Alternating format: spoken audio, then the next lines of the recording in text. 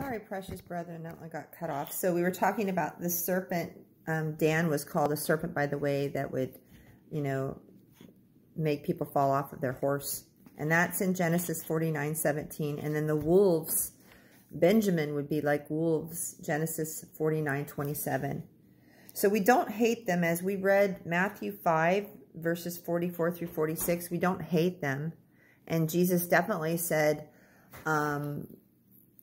Father, forgive them, for they know not what they do, to those who were crucifying him, because they did not know what they were doing. They were not in their right mind. I don't believe that these people, I think they're just ignorant to these things, to what's going on. But it is a very serious matter. As Matthew 23, Jesus said, how can you escape the damnation of hell?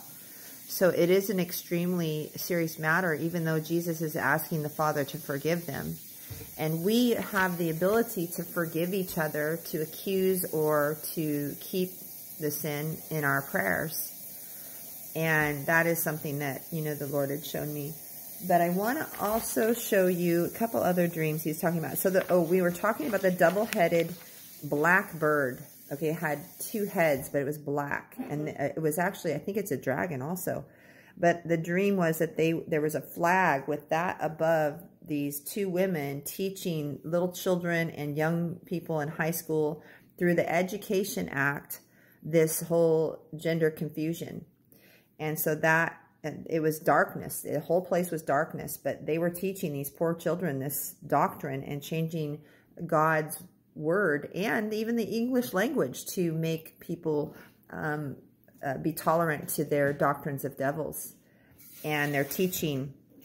And so they're changing the language, they're changing the image of God, and these poor children are being it's groomed. They're being groomed, and they're being influenced by evil demons. So this is the basket of wickedness that the Old Testament talks about. All of these things are being done by those in the shadows, okay? They want you to see the Hollywood priests of Baal and the 666 hand signs, but they don't want you to see who's behind all of this. But God has shown many of us who they are, and we see who they are, those that are influencing. And so pray for the children in Jesus'